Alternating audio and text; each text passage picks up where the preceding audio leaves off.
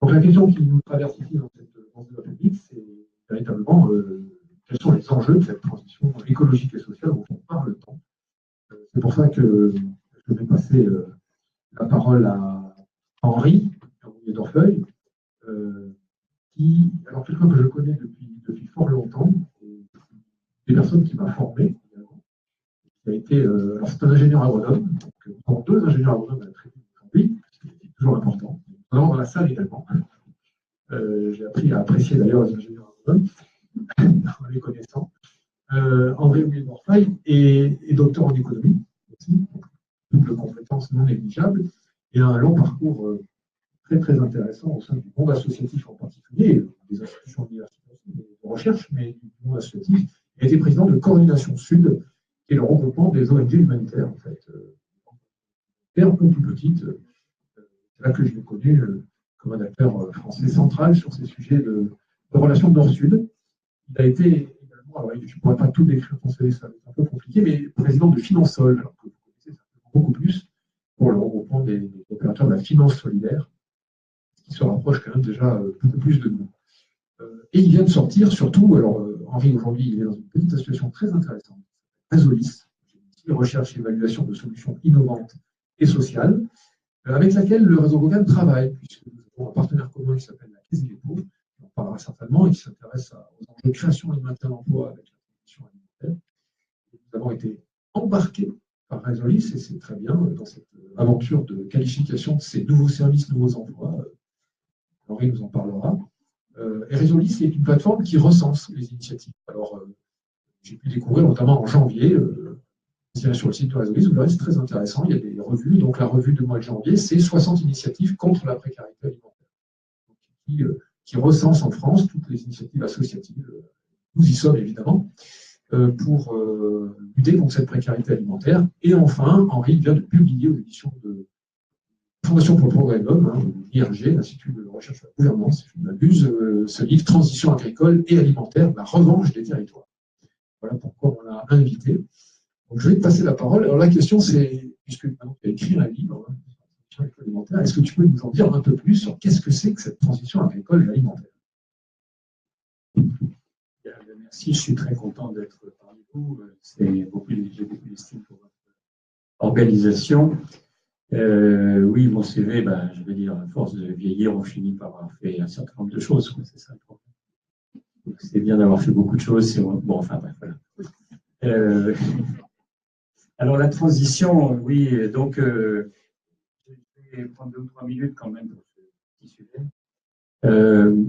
La transition, on ne va pas répondre tout de suite qu'est-ce que c'est parce que ce n'est pas une élucubration, ce n'est pas un rêve, c'est une réponse à une situation d'insatisfaction.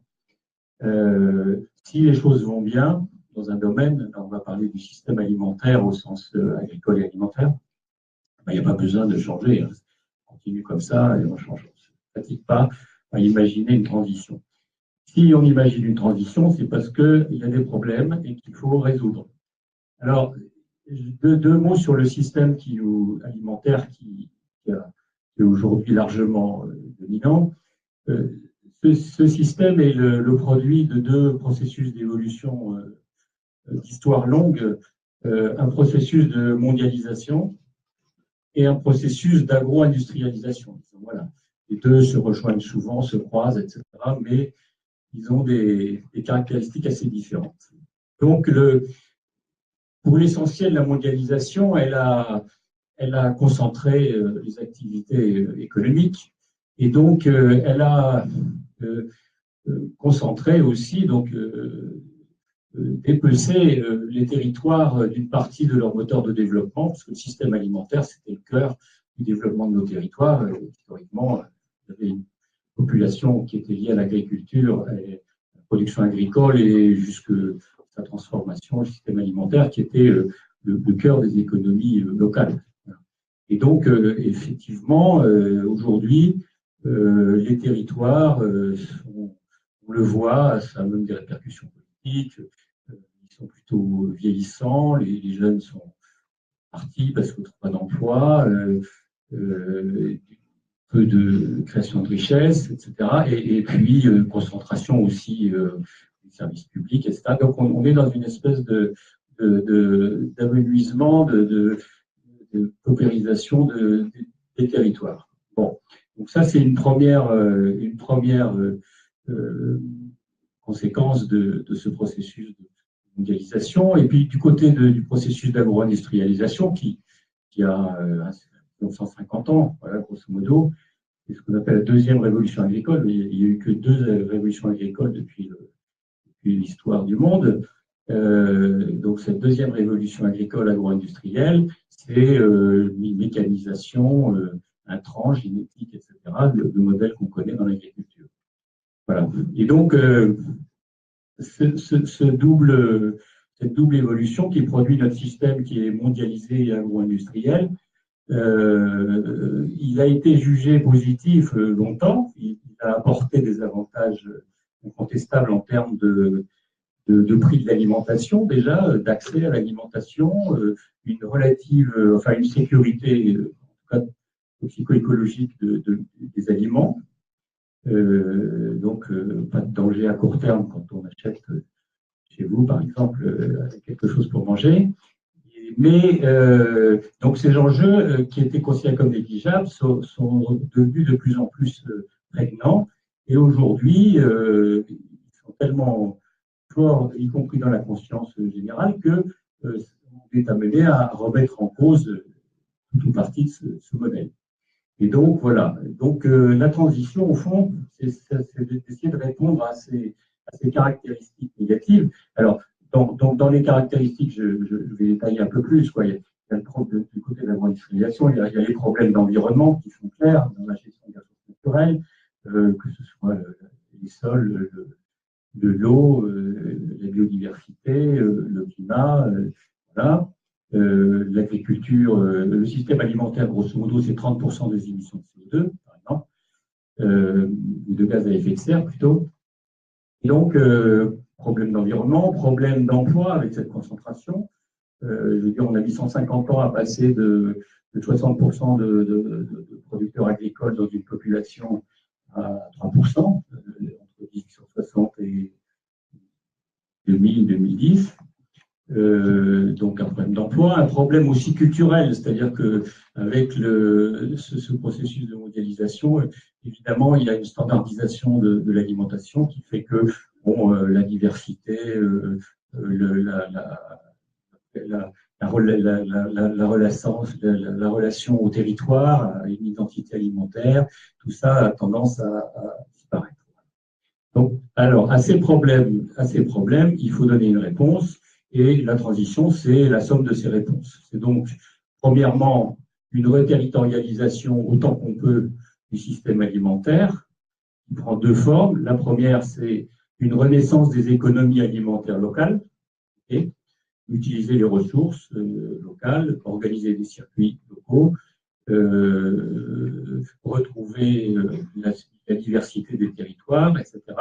Deuxièmement, on ne va pas en parler aujourd'hui, mais c'est important, c'est comment aussi on fait réatterrir les acteurs mondialisés qui, évidemment, ont toujours évité les territoires et surtout les pouvoirs territoriaux qui évidemment, vous demandent des impôts, vous demandent d'avoir une responsabilité par rapport à l'environnement, etc. Et donc, échapper aux pouvoirs territoriaux et aux territoires. Donc, reterritorialiser, pour ces grands acteurs, c'est déjà leur faire payer des impôts. On en parle aujourd'hui beaucoup. La première responsabilité territoriale, c'est de payer des impôts. Bon, et puis d'assumer une responsabilité environnementale et sociale. Voilà. Donc, deuxièmement, c'est ça, faire réatterrir ces acteurs. Veiller à ce qu'une économie ne tue pas l'autre, l'économie mondialisée ne tue pas tout ce qui pourrait renaître dans les territoires. Et puis, dernièrement, traiter toutes ces mauvaises performances environnementales, sociales et culturelles du modèle alimentaire. Et donc, environnemental, c'est vrai que le bio, par exemple, qui évite d'utiliser de la chimie à haute dose, c'est mieux que le modèle conventionnel. Emploi, oui, il faut faire recréer de l'emploi dans ce système alimentaire. Voilà, et diversité culturelle également, il faut retrouver les terroirs et les produits d'origine, etc. Voilà, donc pour moi, vous voyez, la transition, c'est ça, la reterritorialisation et la lutte contre les mauvaises performances pour avoir des bonnes performances environnementales, sociales et culturelles et processus de production et de consommation de l'alimentation. Du coup, quand on s'écoute, on se dit la revanche des territoires, elle peut se jouer. Maintenant, quelle vision tu aurais, en nous connaissant un peu mieux, le rôle que nous, on pourrait jouer dans cette transition et dans cette revanche des territoires? Quel maillon sommes-nous dans cette proposition territoriale qu'il faut renouveler? Comment tu le perçois à travers notamment les initiatives que vous avez recensées et que vous avez compris?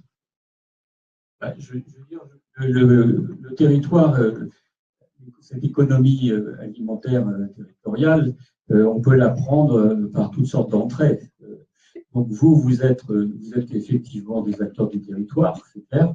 Vous avez une fonction liée à la réinsertion, la réinclusion. Les mots sont débattus, je vais entrer dans ce débat. À partir de là, vous produisez bio, ok, donc vous répondez déjà aussi à ce problème qu'on a évoqué tout de suite. Je pense que vous avez un lien particulier avec les collectivités territoriales, les territoires gouvernés.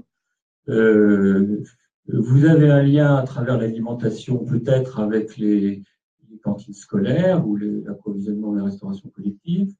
Vous avez un lien en termes d'éducation des enfants, donc, voire de leurs parents ou du public du territoire. Je pense que vous êtes assez bien placé pour être des éléments de cristallisation d'un système territorial qui se constitue avec en vis-à-vis des collectivités. Je crois que et donc, bon, dans la loi d'avenir 2014, on a pu glisser l'histoire des systèmes alimentaires territoriaux. Bon, et ça a eu un grand succès, c'est-à-dire que effectivement, on a vu naître des initiatives dans différents territoires. C'est très simple, hein, un PAT, c'est un territoire, des acteurs du territoire qui ont un projet en commun. Et avec un rôle particulier peut-être des gouvernances territoriales dans cette affaire. Donc je pense que vous êtes bien placé pour cristalliser autour de votre activité première des partenariats qui sont territorialisés, effectivement, et qui sont en dialogue avec les collectivités. Et vous pouvez, dans ce partenariat, apporter des services, apporter de la production, qui peut servir à l'alimentation des écoles, ou à travers vos paniers, si j'ai bien compris, à travers le voisinage.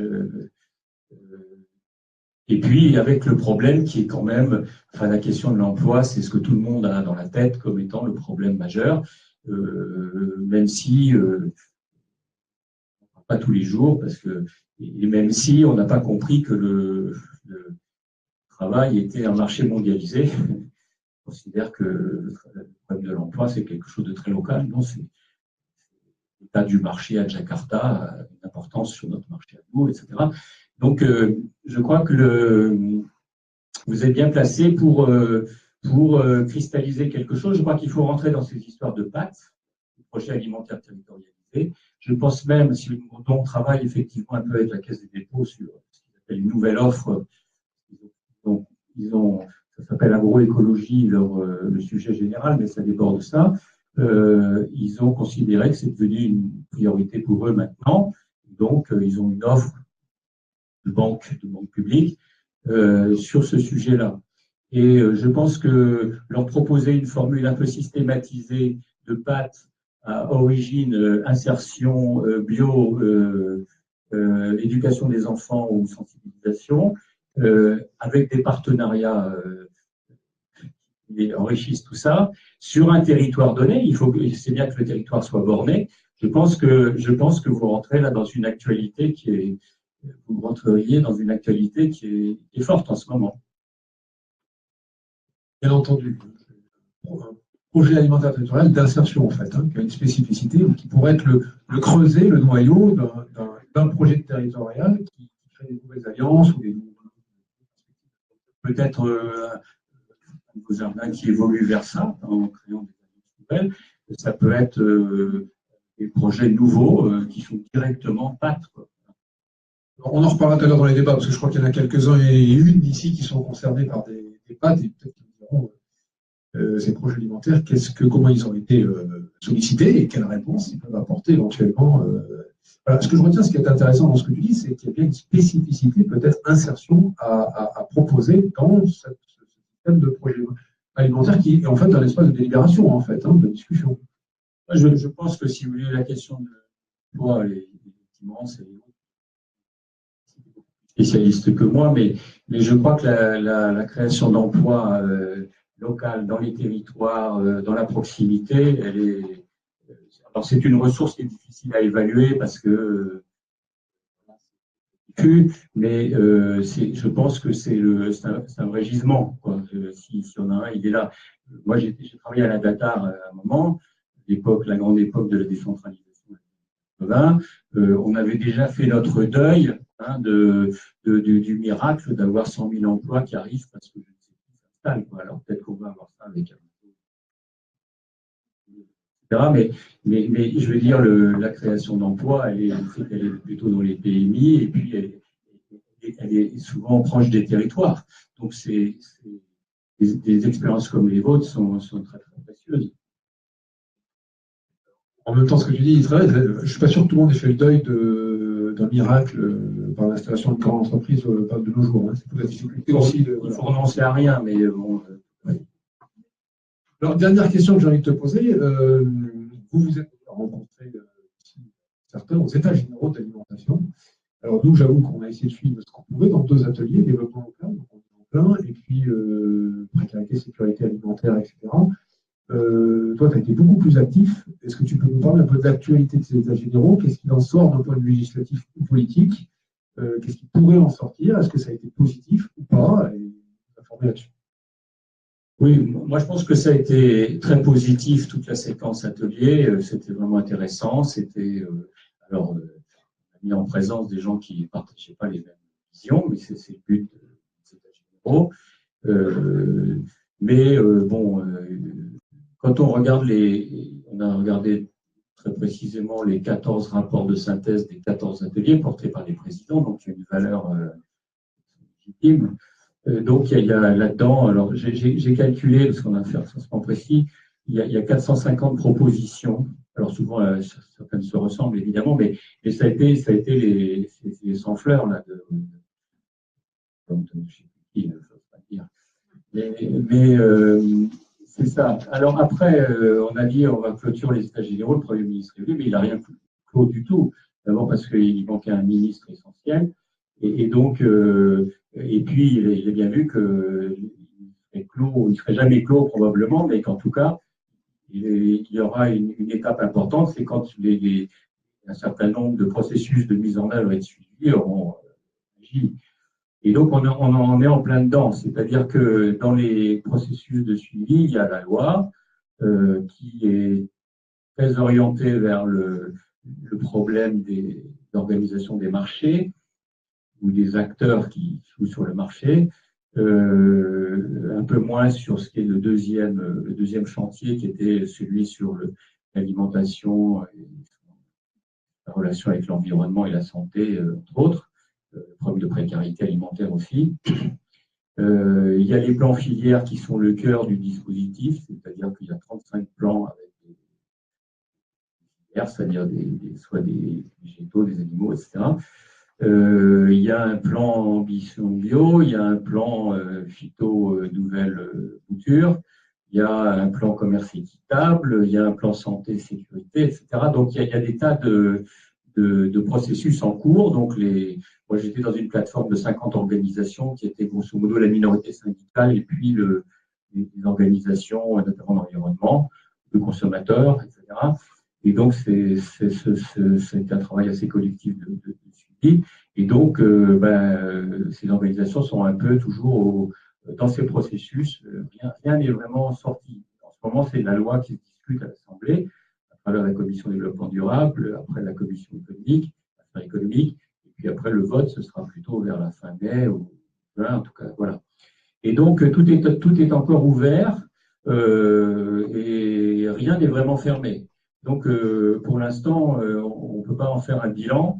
On peut constater une chose quand même, enfin, on peut constater trois choses, bon, qui sont dès maintenant, quoi qu'il arrive après. Premièrement, on risque de se retrouver avec des propositions françaises qui sont orthogonales par rapport à la logique des politiques européennes, notamment de la PAC, et puis encore plus des accords de libre-échange, de ce qui se discute à l'OMC, etc. Ne serait-ce par exemple que l'une des solutions qui est en discussion sur l'histoire du revenu des agriculteurs, qui est quand même un truc important, c'est de construire le prix à partir des coûts de production. Donc c'est évidemment c'est un crime contre l'esprit du consensus de Washington, etc. Et voilà. Bon, donc il va falloir derrière développer une diplomatie agricole et alimentaire forte, c'est-à-dire trouver des alliés, etc. Et ce qu'on a dit, nous, je pense que les Allemands, les Italiens, les Anglais, les Brésiliens, etc., ils pourraient le dire. On est face au même système mondialisé. Ce qu'on a dit dans les États généraux, ils peuvent le dire aussi. Donc, ce n'est pas impossible de penser qu'on trouve des alliés. Bon. Donc, ça, c'est le premier point, c'est la sortie vers l'Europe et l'international et les accords, etc. Le deuxième point qui est important, c'est que tous les mécanismes de suivi sont verticaux, sont autour de l'idée de filière ou des plans.